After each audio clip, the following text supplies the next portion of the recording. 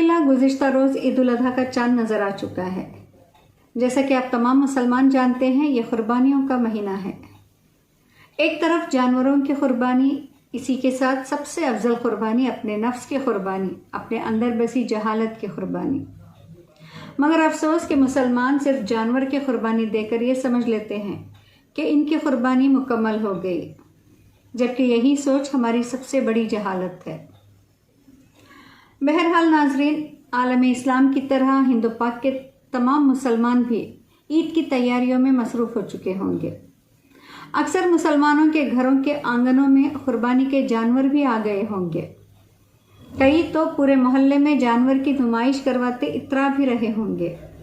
और अक्सर मुसलमान शान से सीना चौड़ा किए, फ़ख्र से गर्दनें अकड़ाए पूरे मोहल्ले में इस बात का ढिंढोरा भी पीटते नजर आएंगे कि इमसाल हमने इतने हज़ार का जानवर ख़रीदा, इतने लाख की क़ुरबानी दे रहे हैं। इनके अलावा नौजवानों का भी एक ग्रोह है जो मस्जिदों के आगे या मोहल्ले के चौराहों में जानवरों की आपस में कुश्तियाँ करते नजर आएंगे और उस वक्त वो खुद को शाही नवाब तस्वुर करते होंगे। इस वक्त इन नवाबजादों को ना मस्जिद का लिहाज होगा, ना अजान की होश, ना ही नमाज का ख्याल।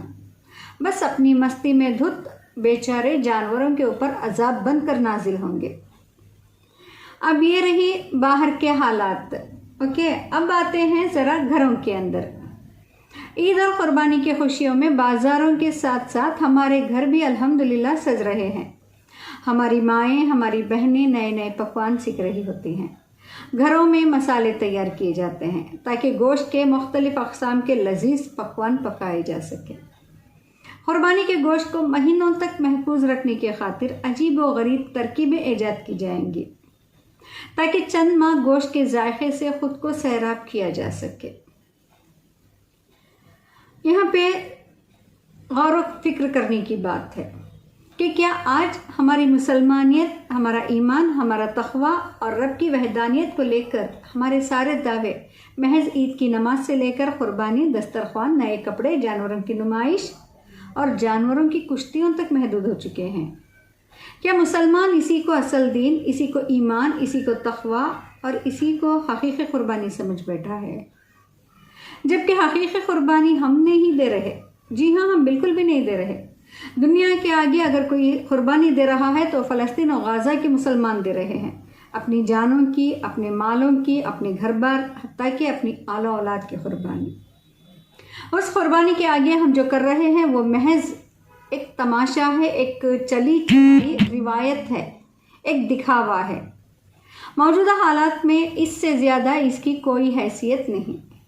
मुसलमान महंगी से महंगी क़ुरबानी देकर कोई कमाल नहीं करता। कमाल तो तब है जब बारगाह इलाही में हमारी क़ुरबानियाँ कबूल की जाएंगी, जहाँ एक तरफ उम्मत मुस्लिमा राह इलाही में जाम शहादत नोश कर रही है, हर किस्म की अज़ियतें झेल रही है, बावजूद सब्र और इस्तिक़ामत का दामन थामे है। वहीं उम्मत के जिस्म का हिस्सा कहलाने वाले हम और आप अगर ईद की खुशियाँ इस नुमाइशी अंदाज में मनाएंगे तो याद रहे, जिसे हम नेकी समझ रहे हैं वो नेकी ना होकर हमारे लिए वबाल जान बन जाएगी। क्योंकि जहाँ शर में खैर का पहलू पोशीदा है, वहीं अक्सर औक़ात खैर को शर बनते देर नहीं लगती। ईद मनाएं, बेशक मनाएं, क़ुरबानियाँ भी दें, दिल खोल कर दें, मगर अपनी क़ुरबानियों का तमाशा तो ना बनाएं, अपनी खुशियों की नुमाइश तो ना करें, ना ही मुख्तलिफ़ अक़साम के भरे दस्तरख्वान सजाकर इनकी तस्वीर सोशल मीडिया पर शेयर करें, ना ही ज़िबा करते हुए वीडियो बनाकर दुनिया के आगे अपनी जहालत का मुजाहिरा करें। याद रहे कि फ़लस्तीन, गाज़ा और दुनिया के कई कोनों में आज नबी की उम्मत भूखी है, फाकों से मर रही है।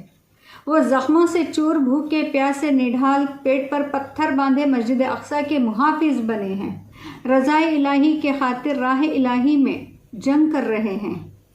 एक तरफ आका दो जहां सल्लल्लाहु अलैहि वसल्लम की सुन्नत अदा कर रहे हैं, तो वहीं दूसरी जानिब अल्लाह की राह में अपनी जानों का नजराना पेश करते हुए सुन्नत इब्राहिमी अदा की जा रही है। उन जियालों, उन हुर्मत पसंदों की कुर्बानियों के आगे हमारी और आपकी ये तमाशाई कुर्बानियाँ बेमोल हैं। हम अल्लाह की राह में ज़्यादा से ज़्यादा क्या दे सकते हैं? कुछ पैसों का जानवर जिसे 2-4 दिन चारा खिला दिया, पानी पिला दिया, नहलाकर सर पे हाथ फेर दिया, कुश्ती करवाकर मोहल्ले में घुमा लाए, या ज़्यादा से ज़्यादा कुछ दिन उसे अपने पास रखकर वीडियो शेयर कर दी, वाहवाही लूट ली। लेकिन फ़लस्तीनियों के मर्द मुजाहिदीन ने अपने लख्ते जिगर को अल्लाह के सुपुर्द कर दिया है।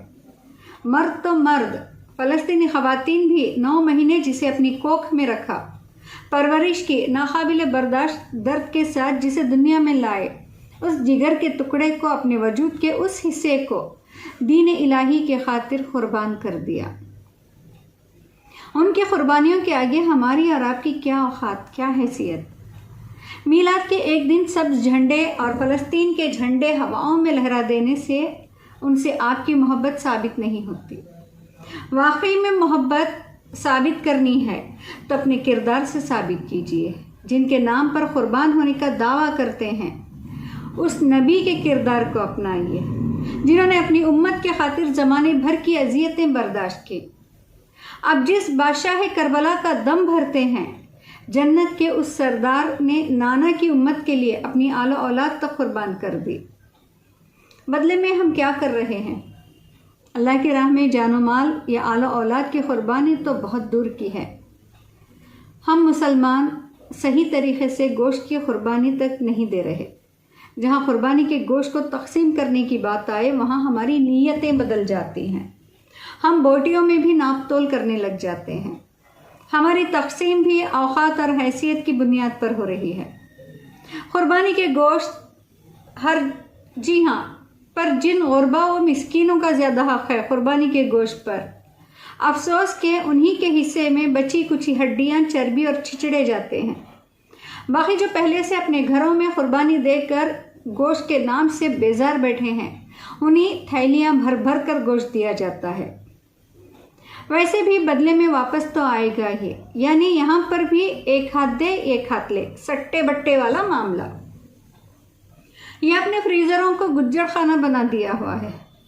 बेचारे फ्रिज में इस लेवल से गोश्त भरा जाता है कि वो उल्टियाँ करने लग जाएगा। जब इससे भी दिल नहीं भरे तो उफ, कपड़ों की जगह बोटियाँ टंगी हुई होती है, ऐसे जैसे ये ज़िंदगी का आखिरी गोश्त हो। खैर, इस पर लिखने वालों ने बहुत कुछ लिखा है, उनके कलम की स्याही तक उन्होंने सुखा दी है, लेकिन असर अब तक किसी को नहीं आया हुआ। और बहरहाल यहाँ पे किसी का लिहाज ना सही, उन फ़लस्तीनी जियालों का तो लिहाज किया जा सकता है। कम अज़ कम गोश्त और पकवानों की नुमाइश ना करें, ज़िबा हुए जानवरों की वीडियोस और तस्वीर सोशल मीडिया पर शेयर ना करें, और इस हकीकत को कभी फरामोश ना करें कि आज मिल्लत इस्लामिया अपने फ़लस्तीनी भाई बहनों की कर्ज़दार है। सालों से वो बिना रुके, बिना थके, बिना पीछे हटे हमारे और आपके हिस्से की कुर्बानियाँ भी खुद दे रहे हैं। जब कभी खुद पर गुरूर आ जाए ना, जब अपनी औकात, अपनी हैसियत पर आपको नाज हो ना, तो एक बार इन जियालों को ज़रूर याद कीजिएगा। अगर आपके अंदर एहसास नाम की थोड़ी भी चीज़ बाकी है तो इंशाअल्लाह कुर्बानी का हकीकी मतलब समझ आ जाएगा।